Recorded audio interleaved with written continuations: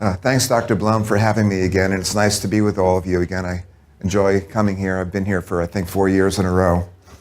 And the premise of me being here at this time was Dr. Blum set me up with a talk about the relationship of leg length inequality and pelvic torsion as it affects the TMJ.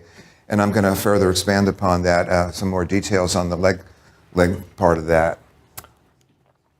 So these are here's a short list of the techniques that emphasize leg checking, and there are no surprises over here. And I don't mean to be patronizing by giving you guys purple, larger font, italicized nomenclature over here, but obviously SOT doctors make a big deal out of leg checking and always have. And so have I my entire career. I've been obsessed with leg checking since the first time I was in chiropractic college and saw a leg check done. I don't know why I've been so obsessed with it. But just this year alone, I've had 2 papers come out on leg checking. I don't know how much longer that can go on. So here's a description of some of the reasons why we would check the legs. And the first thing we need to point out, and sometimes this isn't emphasized enough, is that anatomic leg length inequality is a risk factor for somatic conditions, for conditions of the lower extremity, for the foot, the knee, the hip, and of course the spine. And no doubt other parts of the body, including the TMJ, which is the main purpose of this conference, as I understand it. So anatomic leg length inequality is very important to all doctors, not just chiropractors, but to osteopaths, to physiotherapists, to orthopedic surgeons. Everybody needs to know about anatomic leg length inequality. It's part of the, after all, differential diagnosis of somatic pain conditions. But on top of that, we have functional leg length inequality, which is another animal altogether. That's all about subluxation when push comes to shove. And there are many ways of linking that, but we have 2 main things to take into account. We have many people believing that a functional short leg is associated with pelvic conditions, that is pelvic torsion primarily. And then we have another contingent of practitioners who believe that the functional short leg has more to do with Allis misalignment. So we have again, the full spine people looking at the pelvis related to functional short leg, and then upper cervical people emphasizing the Allis connection. And of course, they use different versions of the leg check. The upper cervical people use a supine check for the most part. Other practitioners use a prone check. And one of the little things I'll be talking about for a little bit of time today is the relationship of the supine and the prone leg checks, which is one of the articles that just came out. We also have some doctors using functional leg length inequality as a kind of vague indicator of health. So the idea is not so much that a leg length inequality adds up to a specific subluxation of any kind, or even a region of the body, but it has more to do with overall health status. So that somebody that has a condition, a disease, a visceral condition, or pain for that matter, would have that reflected as body stress that adds up to leg length inequality, but not a specific problem. In essence, you're better off with even legs and worse off with uneven legs. And then finally, there's a whole variety of leg checks that have to do with provocation. That is, although the baseline leg length inequality remains important, what is actually more important is how the leg length changes in response to mild provocations. You're used to this kind of thing, turning the head, for example, to see what happens to the legs, as in a Deerfield cervical leg check, or bringing the legs up to 90 degrees to see how that compares with the knees extended position, or tapping an Atlas, or having the patient touch a part of the body. You're all familiar with the activator use of those kinds of leg checks, and the pioneer of that being Van Rumpt. The reactive leg check goes back to the 1920s. This slide, honestly, is the same stuff in more scholarly language. My slides will be made available to you. There's no point in me going through this slide, but it's there for you to look at if you want to look at my slides later on. So Dr. Blum sent me his presentation ahead of the time, hoping, I suppose, that I somehow would tie in my talk with what he was going to say prior to me, and therefore I stole a slide over here.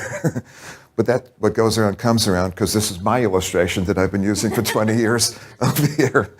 And I don't know if Dr. Blum knows that I stole that from Roy Hildebrand, who is the founder of JMPT and wrote a magnificent book on chiropractic spinography. We always wonder where illustrations come from in chiropractic. Very few people can draw, so we find different ways of bowdlerizing them from one place to another. And I remember the day that I cropped this one, I cropped off this little piece of the ischium, and here it is, 20 years later, still defective.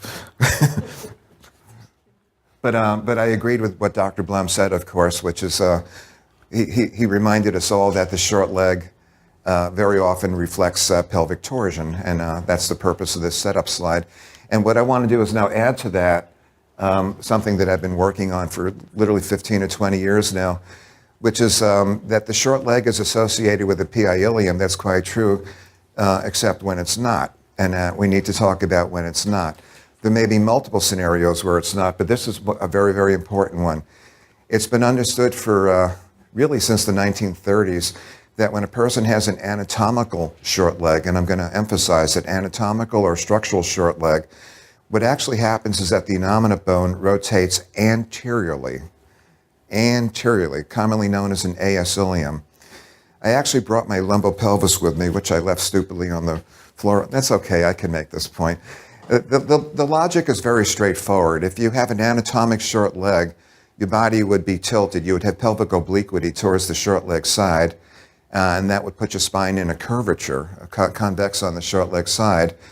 And that, of course, leads to a lot of muscle hypertonus and a lot of energy wasted maintaining balance and conditions of the upper parts of the body.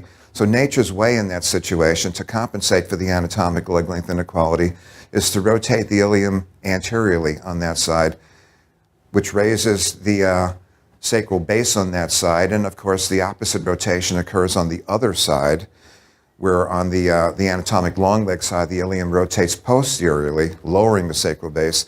The net effect of all this is to allow the spine to be straighter in spite of the initial condition of leg length inequality.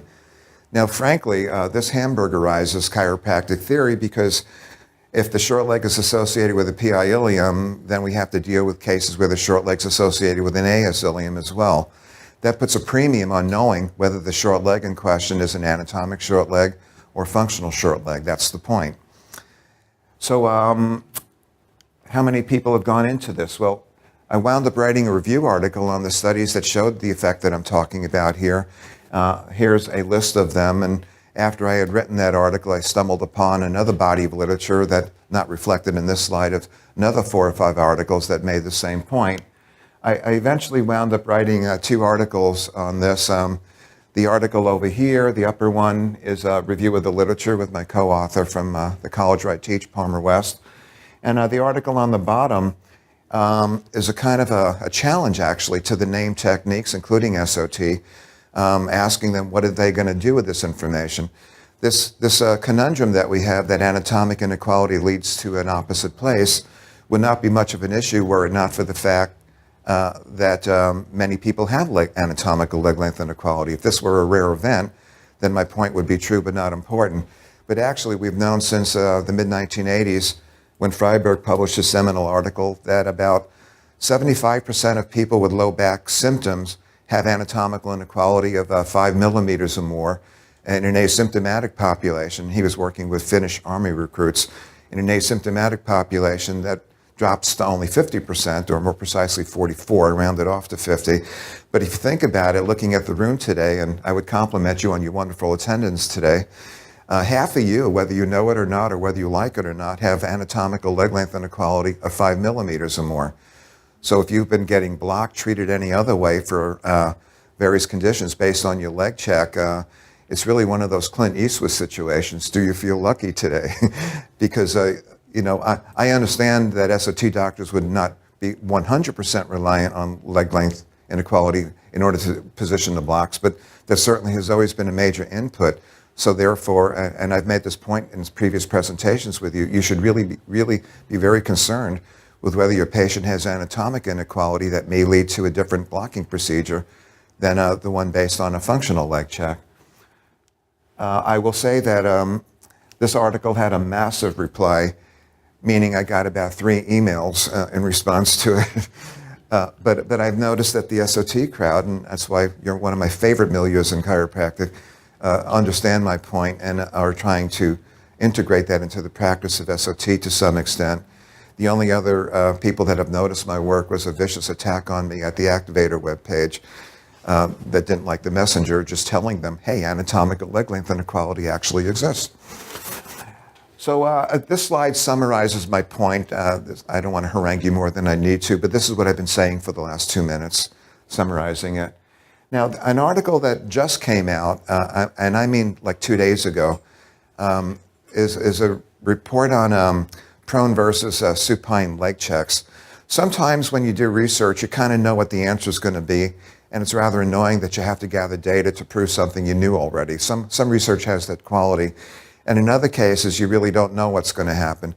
When I looked at prone versus supine leg checking, I had a vague idea that they would come out similar, but I didn't know how similar. And I need to tell you that, looking at 45 subjects, all of whom were examined on the one hand by a very, very experienced activator doctor doing prone leg checks for 20 years, and also by a different upper cervical doctor who's been doing NUCA technique for 20 years approximately. Looking at those, I think, 44 subjects in that study, it turned out that when you analyze patients in different subgroups, you get slightly different numbers, but in the most representative group of those patients, the kappa value for the relationship of supine and prone leg checks was, now get this, 0.0000, okay? In other words, I don't know how trained you are in biostatistics, but perfect agreement is kappa 1.0. Perfect disagreement is negative 1.0. And a kappa value of 0 means perfect random. There could have been no more random result than the one that we achieved. So I'm here to tell you that there is no relationship to prone and supine leg checks. Now, when that data came out, and I was really shocked to see that, you have to understand, I usually gather my own data, but for this particular project, I outsourced the data acquisition to my colleagues at Palmer, Florida, and I didn't know what the answer was going to be. They just emailed me a spreadsheet. When I looked at the data, I was kind of horrified. And then I was thinking, well, now what do I do? Do I have to actually tell people that this is what happened? Because this is very annoying to me. And then I kind of remembered, data is just data. It's not good, it's not bad, it's not right, it's not wrong. It's just what happened. That's all it is. So I thought that I was going to just cut and run. That is, publish the data and let the readers figure out what it meant, because I don't really have to explain data, I just have to report it. But then I realized that really wouldn't be fair. People would really want to know how this could have happened. So I forced myself to make up a story that might explain that. And I just somehow missed it. Did I skip a slide? Oh yeah, on the slide over here, looking at some other sources, there weren't many to lean upon, but it turns out that when a person is supine lying, as you see over here, in the supine position, both PSISs, by definition, would have to make contact with the table, granted that the skin overhead, but both PSISs are near the table. So any pelvic torsion that might be present that may be contributing to leg length inequality, I assume, and this is just an assumption at this point, would be mitigated by supine lying. And that means that the component of leg length inequality that might be attributable to pelvic torsion would be ameliorated or weakened by supine lying, therefore making apparent other sources of leg length inequality, such as, if you can see where this is going, an Allis problem. Whereas in prone lying, on the other hand, you may not have realized this in the past, but what happens is that the body is essentially suspended between the symphysis area on the left of the slide here, right here, and the abdomen here. And of course, that would depend a lot on the patient's body type. Sometimes there's a whole lot of abdomen. But if the pelvis is kind of suspended, as you can see in the illustration here, then the pelvic torsion should go pretty much untouched in the prone position, at least for a short period of time, leaving the impact of pelvic torsion on leg length inequality unchanged. And this might explain the relationship of supine and prone leg checks. This is kind of a nice place to be in because it kind of supports the understanding that the prone leg check has more to do with pelvic torsion and the supine check might have more to do with situations of the upper cervical spine or perhaps some other undescribed effect. So we'll see how much of a massive response I get in letters to the editor about this issue, about this matter. Let me move ahead now.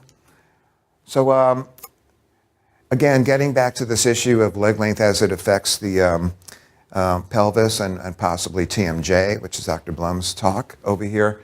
I want to point out something a little bit obvious, I guess, but if we look at this simple equation over here, the observed, that O means observed leg length inequality that you see would have to be the mathematical addition of both anatomical inequality on the one hand and functional inequality on the other.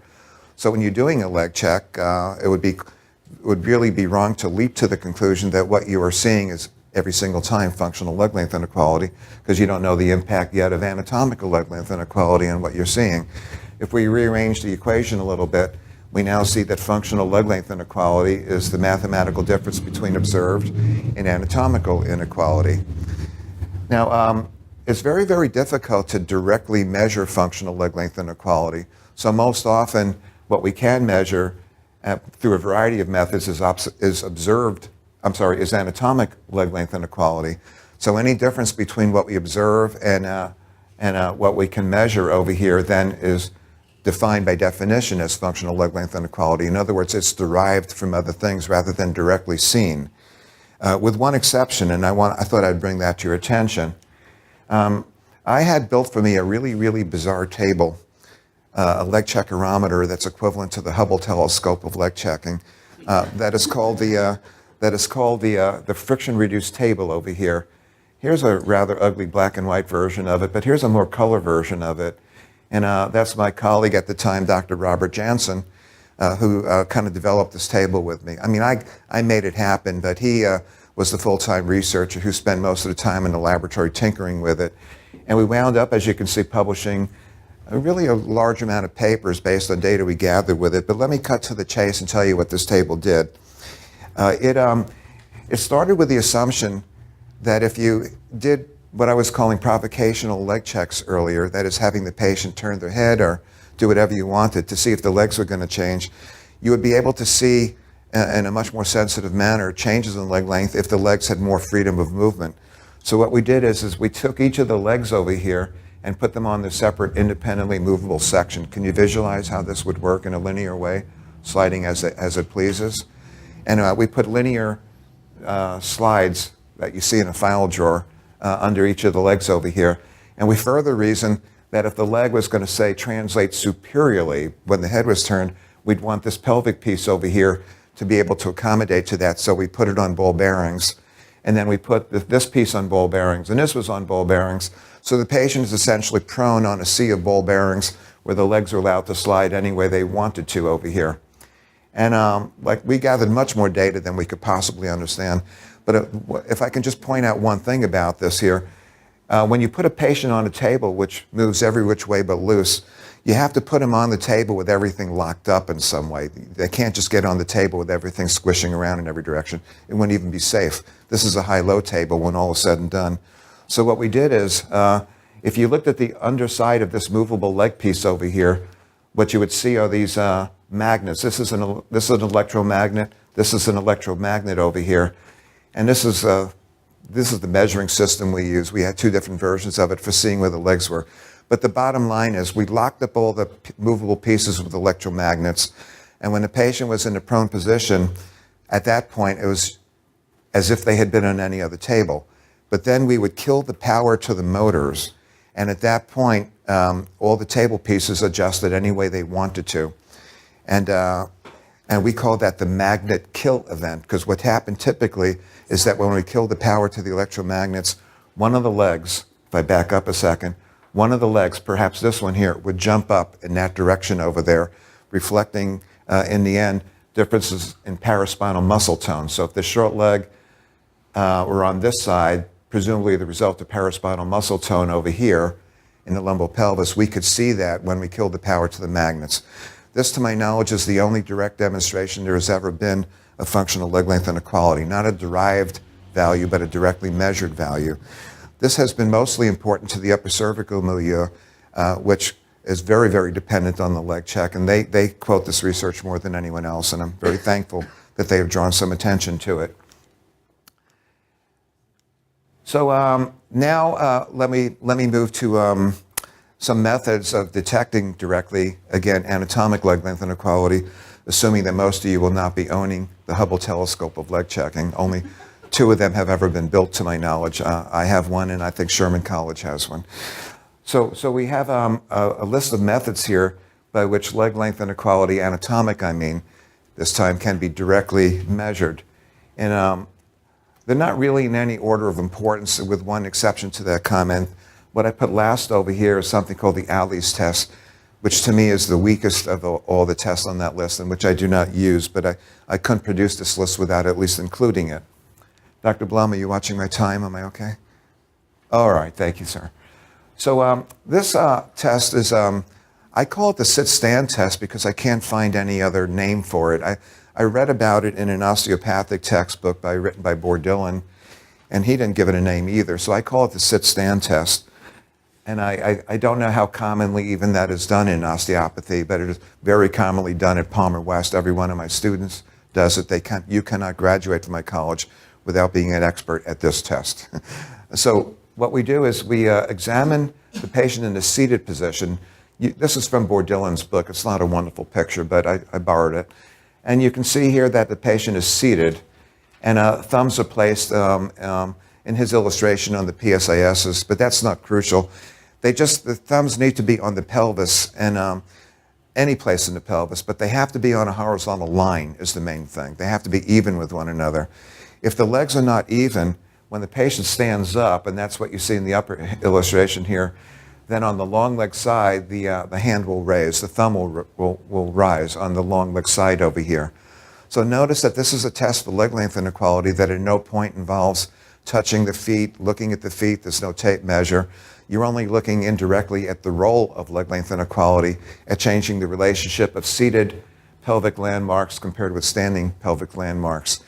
Now, this is one of those things which, if you're lucky, you can see intuitively based on what I've said. And if I haven't been clear, no amount of verbiage that I expend will make it any more clear. Now, if this were a lab setting and we were actually doing this in a hands-on thing, it would become evident to all of you. But just trust me on this one. If the legs are not the same length, the evidence will be that when the person stands up, the symmetry that you see here will be lost in the standing position. This, by the way, is another reason why we would never want to check for leg length inequality in the standing position by starting out over here. If a person has a pelvic obliquity, which is often used as a screening procedure for anatomical leg length inequality, the situation actually is hopeless because in a standing position, any asymmetry here reflects the sum, really, of anatomic inequality and also the effect in the standing position of pelvic torsional effects.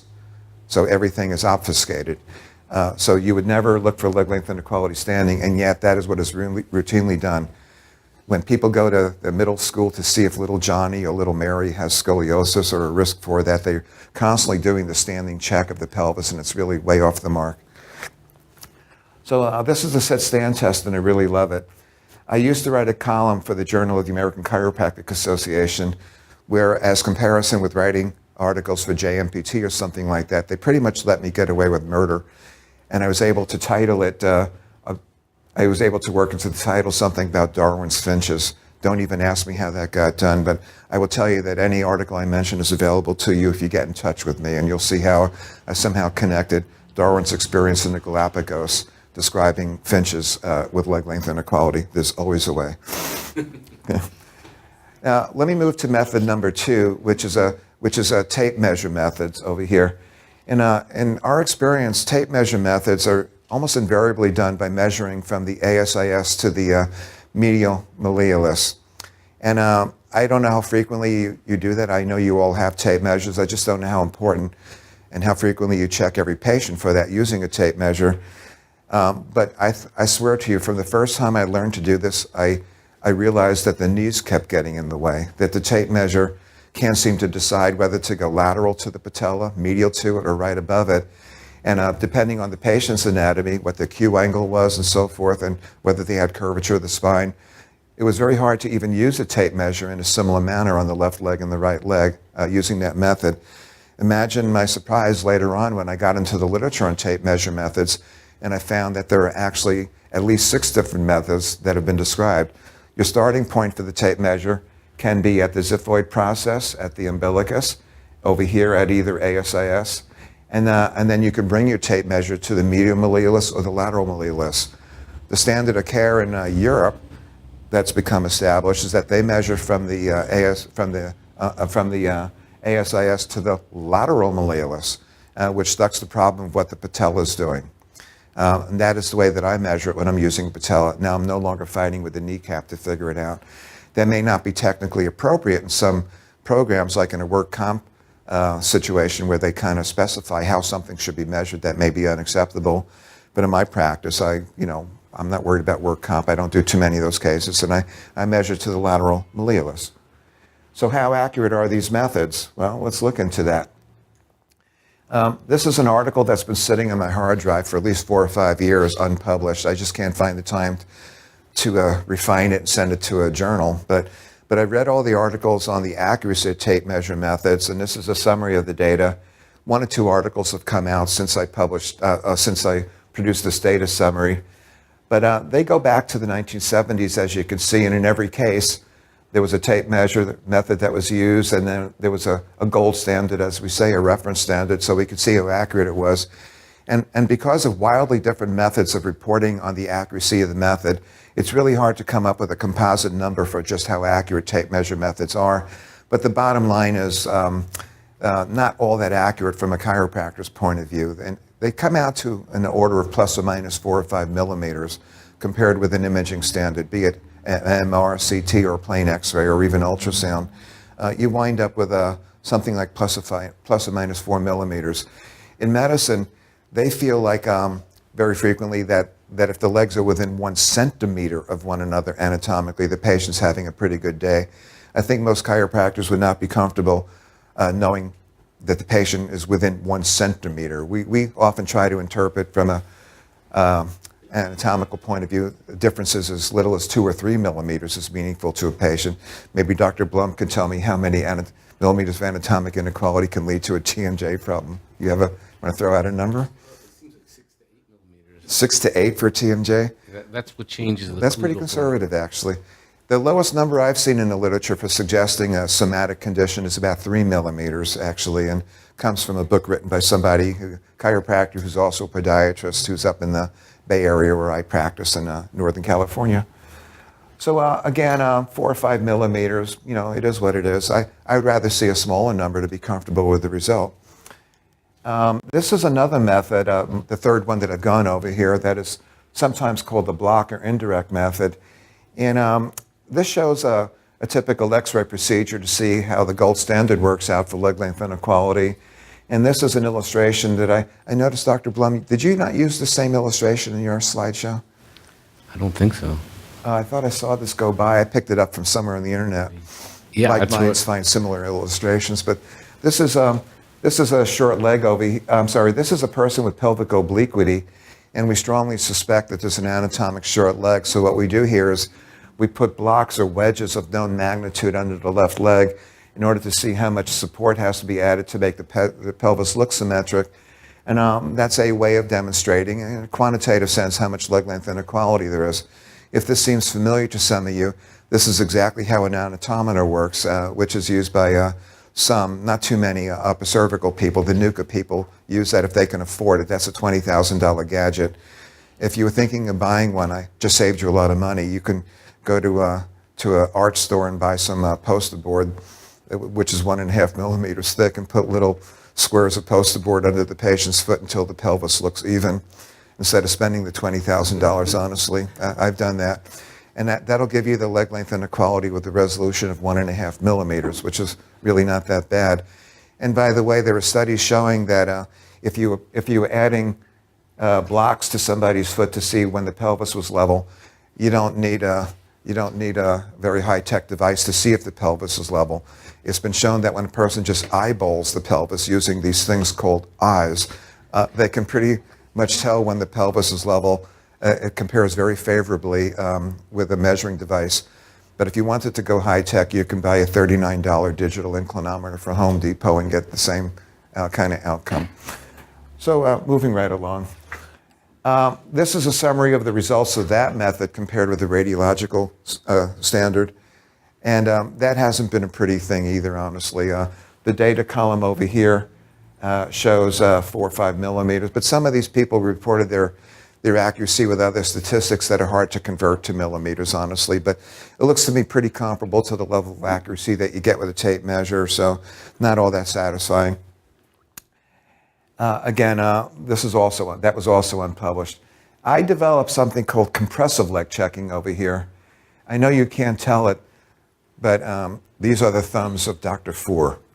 the developer of activator technique. This is from one of his technique manuals, and he's using here the activator 3-point landing system, as it's called.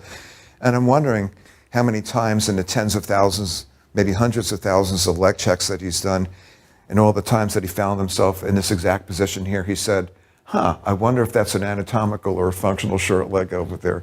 I don't know about that. For him, it's just a pelvic deficiency leg. But you can see that we developed this method over here. We published 2 articles back in mid-2000s over here.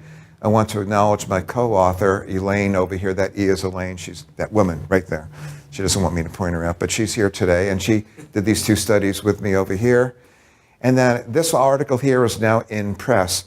These are what I'll just call validity studies, and it took a delay of about 14 years, but we finally showed that there's good inter and intra-examiner reliability. This article was just accepted and is in press. And I have to watch my time a little bit here, but suffice it to say that we studied the accuracy of that method. We created artificial leg length inequality by putting these poster board footprints into these shoes that you see over here, and the examiner checking the legs, looking at this high-tech device called a screw here on a paper ruler that I printed up. The examiner checking the legs over here doesn't know how much artificial leg length inequality was created by putting these shims in these shoes over there. But it turned out at the end of the day, this is the graph. And basically what this graph shows you is that this method was accurate plus or minus 1.7 millimeters, meaning it was about twice as accurate as a tape measure method or the standing method that I showed you. And what I need to complete this work to really make my point is to now do the same kind of study using a radiographic gold standard, just to be fair about it. And I have outsourced that project to my colleagues at Palmer, Florida, and I hope to get that done in the relatively near future. This is from that article that I mentioned a moment ago that is now in press on the inter and intra-examiner reliability of that method. We had a little submodule of the data looking at the relationship of that sit-stand test, as I called it a moment ago, looking at its results compared with another test, and they had a very high degree of agreement, this kappa value of 0.65 over here. That was sit-stand versus compressive leg checking. So at least 2 of the methods that I'm describing to you today agree with each other. Of course, we never know if they're both right or both wrong. That remains to be seen, but it's very encouraging that they at least agree with each other. And this is method number 5 here. This is very straightforward. It doesn't have a name yet. I'm calling it the, what did I call it? The iliac crest height compared with the leg length inequality method here. But the bottom line is, if there's a short leg over here, then if that is a functional short leg, I expect that this hypertonus over here has pulled up the leg, and therefore the crest ought to be cephalad there. In fact, it may not have been obvious from the beginning, but when you do a leg check, what you're really doing is using the feet as a surrogate measure. What you're really checking is where the crest is. And so, in fact, I was taught by my SOT teacher at Life West when I was a student that the crest would be cephalad on the side of a PI ilium, or as you, I think, probably teach. If, on the other hand, the leg were short and the crest were even over here, it would suggest that the short leg were due to anatomical situation rather than functional inequality. Janet Travell, in her chapter in her trigger point book on chondritis lumborum, has this illustration over here showing that when there's a myofascial problem with QL, chondritis lumborum, it produces the short leg over here. This idea that the functional short leg is due to muscle hypertonus has been kicking around since the early 1990s. That's when I first wrote my first article saying that. My very close colleague, Michael Schneider, who comes to us through the NIMO World Receptor Tonus Technique, has formulated the same opinion. And then finally, the superstar, Janet Travell, has it right in her book in the chapter on the over here. The more typical scenario for the relationship of the short leg and the PI ilium has a posterior swing of the innominate bone in this direction over here, dropping the PSIS and raising the hip over here. That doesn't work because it destroys the front of the pelvis over here. So I think it would be a good idea for that model to disappear from the literature, and I first called for that around 1993. Finally, the last check I want to go over is the Allis test over here. You've all seen this, I imagine, over here. We say that In this position, we see evidence of a short tibia. In this position, a short tibia. That just doesn't work. I had to write a whole article attacking that and trying to restore the reputation of Dr. Allis himself, and also another doctor named Galeazzi, who in the 1950s devised that test to check on the integrity of the hips of a newborn child looking for gross deformity. Never had anything to say about leg length inequality in an adult. So I tried to slay that dragon with this article over here, and I don't know how popular it is today. I hope I'm not too much over. That's it. And let me just mention to you that I love coming here, and I usually spend the whole day, not just give my talk and run. But I am actually speaking in Las Vegas later today, and I have a rental car, and I have to cut out of here basically now and drive to Las Vegas. I'm leaving some business cards on the table in the back, if they can make room for me. And I encourage you to get in touch with me. My contact information is there. We can talk about the slides. I can send you articles, stay in touch, whatever. And once again, thank you so much for bringing me back, and Dr. Blum for making it happen and finding a way to squeeze me into your TMJ weekend. Thank you very much.